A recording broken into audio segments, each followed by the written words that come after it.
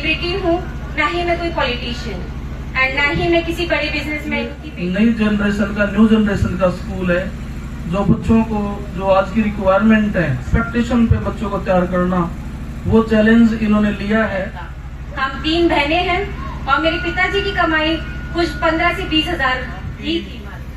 जो ऊर्जा में काम करने की देख रहा हूँ वो किसी बड़े से बड़े स्कूल से कम नहीं। मैंने पूरी रात पढ़ाई की है और आज उसी के कारण मैं यहाँ पे हूँ। शेर है, मैं सिर्फ अपनी माँ को देना चाहूँगी। इस बात की भी शुभकामनाएं मैं विजय भार्गव जी को देता हूँ कि उन्होंने अपने पेरेंट्स के साथ और बच्चों के साथ, स्टाफ के साथ अच्छा संवाद कायम किया। मैंने तो आज से पहले भी नहीं देखा था। एक सुना सीता माता ने जो अपने पति के कहने पे एक वनवास पे चले गए थे, और एक मैडम जी है, उषा मैडम, जिन्होंने आपके एक छोटे ही वर्ड पे अपने जीवन से देख भी सकते हैं तो आपको पापा लोग कम दिखेंगे, बट हर बच्चे की माँ आई हुई है।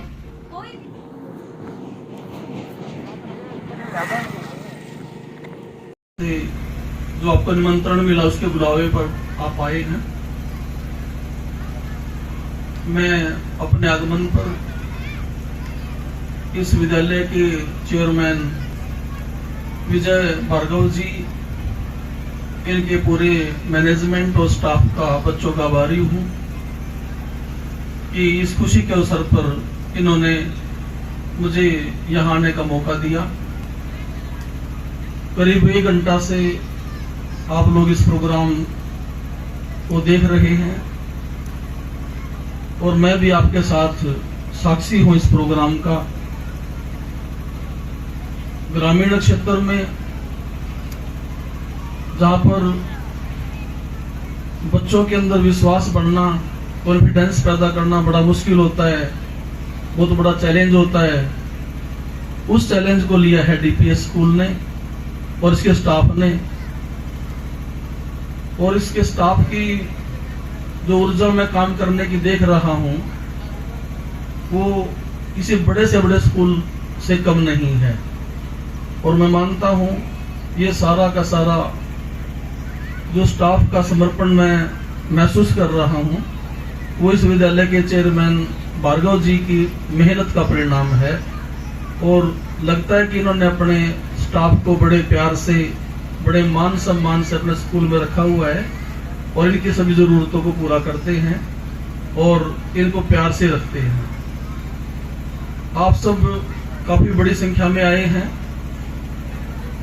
और मैं देख रहा हूं कि कुर्सियां पूरी भरती हैं विद्यालय की। नहीं तो बड़े बड़े स्कूलों में भी आजकल जब मैं कभी जाता हूं बड़ा मुश्किल होता है इतनी बड़ी संख्या में पेरेंट्स का मौजूद होना। ये साबित करता है कि आपका इस विद्यालय के साथ बेहद अच्छा लगाव है और इस विद्यालय की जो सर्विसेज हैं, जो सेवाएं हैं, आपको बेहतर तरीके से डिलीवर हो रही हैं और उसी कनेक्टिविटी के कारण आप इतनी बड़ी संख्या में मौजूद हैं। तो इस बात की भी शुभकामनाएं मैं विजय भार्गव जी को देता हूं कि उन्होंने अपने पेरेंट्स के साथ और बच्चों के साथ, स्टाफ के साथ अच्छा संवाद कायम किया है। ये बड़ा मुश्किल, आज के दौर में लोग बड़े प्रोफेशनल हो जाते हैं और ऐसे अवसरों पर अपने पेरेंट्स से, स्टाफ से दूरी बना लेते हैं जब कोई प्रतिष्ठा को प्राप्त होता है। लेकिन विजय जी ने स्कूल की कामयाबी के बावजूद भी आपसे पूरा संबंध बना के रखा है और आप इनके मान सम्मान के ऊपर यहाँ पे आए हैं।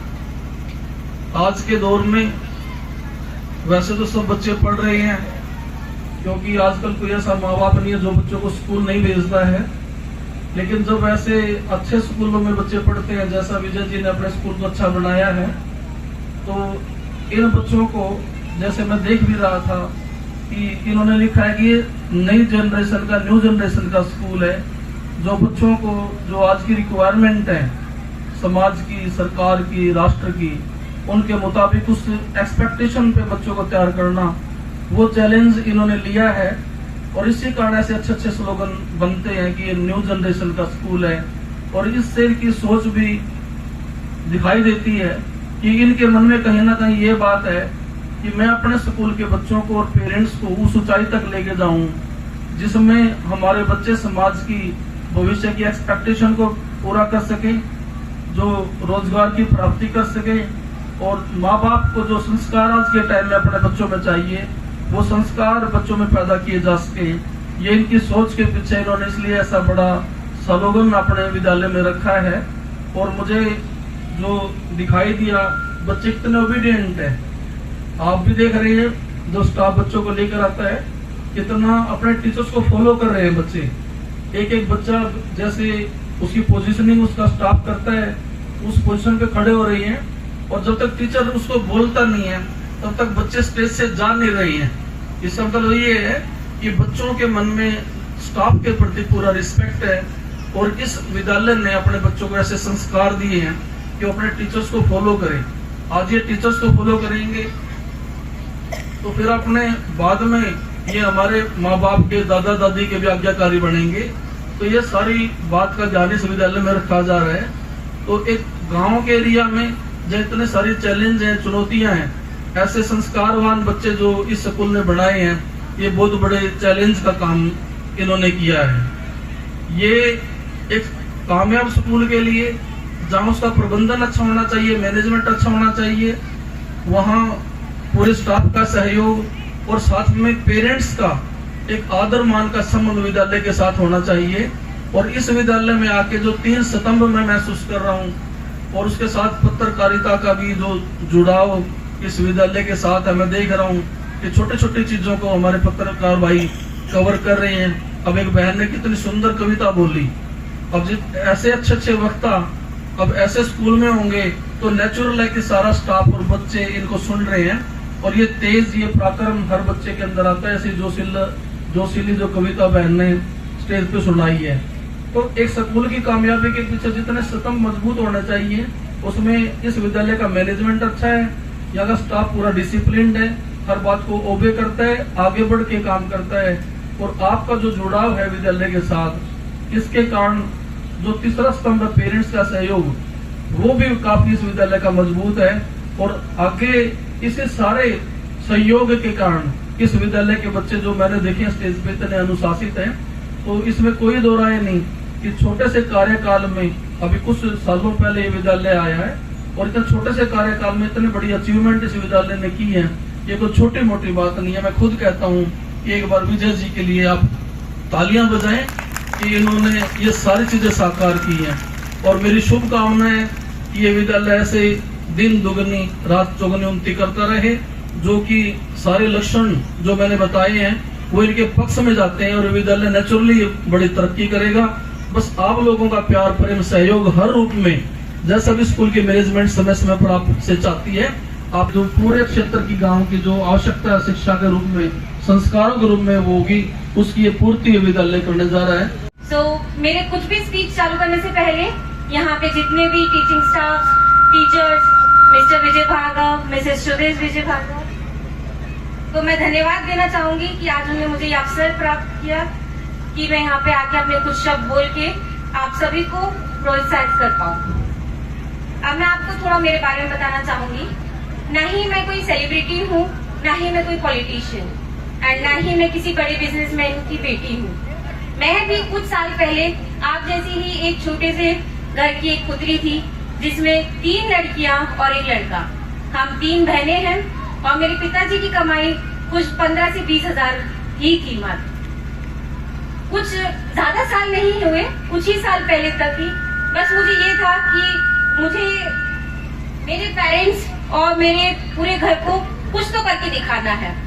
हमारे हरियाणा में जैसे आप सभी को पता है कि लड़कियां कितना बोझ मानी जाती थी, और वो भी 3 पुत्री, जो उस समय की बात। तो मुझे आज गर्व से कहती हूँ कि मेरे पिताजी ने हम तीनों को इतना सक्षम बनाया है कि आज मैं यहाँ पे खड़ी हूँ।